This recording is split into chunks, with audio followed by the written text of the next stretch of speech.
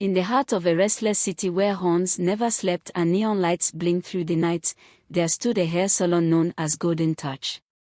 It sat on a narrow street between a betting shop and an old pharmacy, painted bright pink as if to distract from the shadows that clung to it.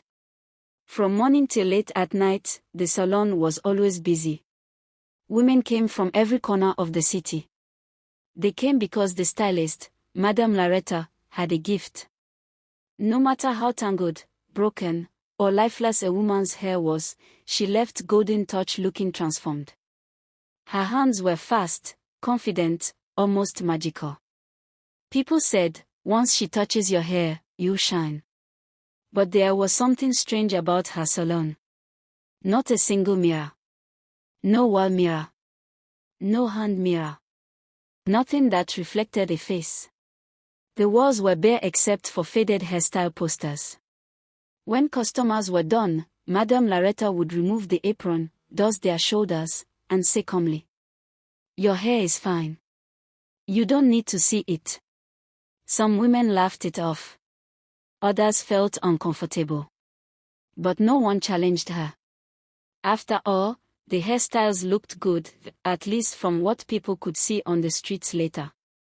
And in the city, people were used to ignoring strange things as long as life moved on.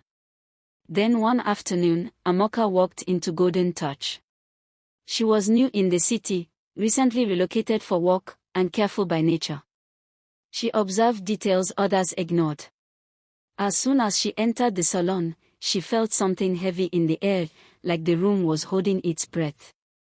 Madame Loretta welcomed her without a smile and began braiding her hair in silence. The salon was unusually quiet. No radio. No chatter. Just the sound of fingers pulling hair tight. Amoka's eyes wandered around the room. No mirror. Not even a small one. "Madam," she asked gently, trying to sound polite, "why don't you use mirrors in your salon?" Madame Loretta's hands froze. For a moment, the city noise outside seemed to disappear.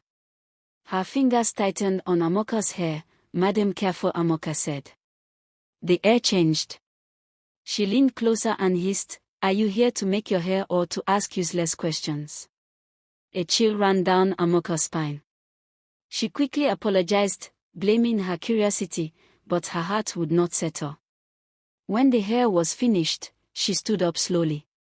"Please, madam," she said again, calmly, "can I just see it in a small mirror?" Madame Loretta's eyes darkened. "I said your hair is fine," she snapped. "Pay and leave my shop." Shaken, Amoka paid and walked out. The moment she stepped into the sunlight, she felt like she had escaped something unseen. That night, her dreams began. In her sleep, she saw herself standing inside Golden Touch, but the salon was different. The walls were black. Candles burned in corners. In front of Madame Loretta stood a large mirror, tall and cracked. In its reflection, Madame Loretta's face twisted into something unnatural, her eyes glowing red. Hair spilled from the mirror like snakes, and women's voices filled the room, crying, begging, calling their names. Then a voice spoke, deep and clear. "She hides the mirror because the mirror exposes her deeds." Amoka woke up drenched in sweat. She prayed and tried to forget it. But the dreams continued. Night after night, she saw Madame Loretta sweeping fallen hair into a black bowl, whispering words she could not understand. She saw destinies tied, favors locked away, marriages crumbling like dust.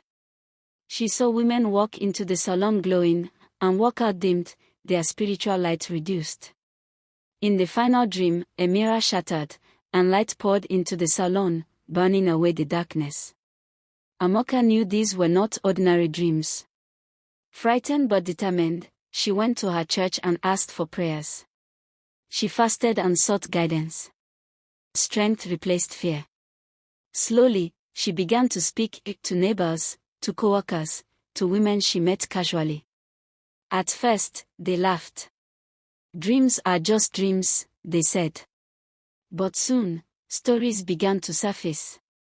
One woman confessed she had been plagued by nightmares after visiting Golden Touch.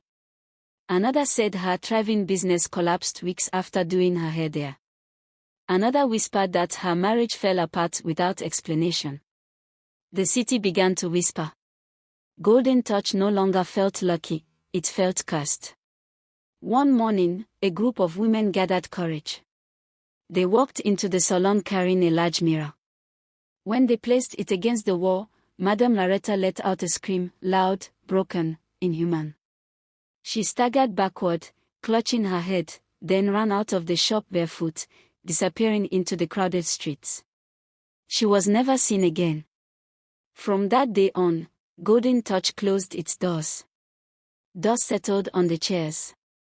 Cobwebs formed in the corners. The pink paint faded. People avoided the street altogether. And in the city, elders warned their children. Any place that fears a mirror is hiding the truth. Golden Touch remained empty. Not just abandoned, but exposed forever.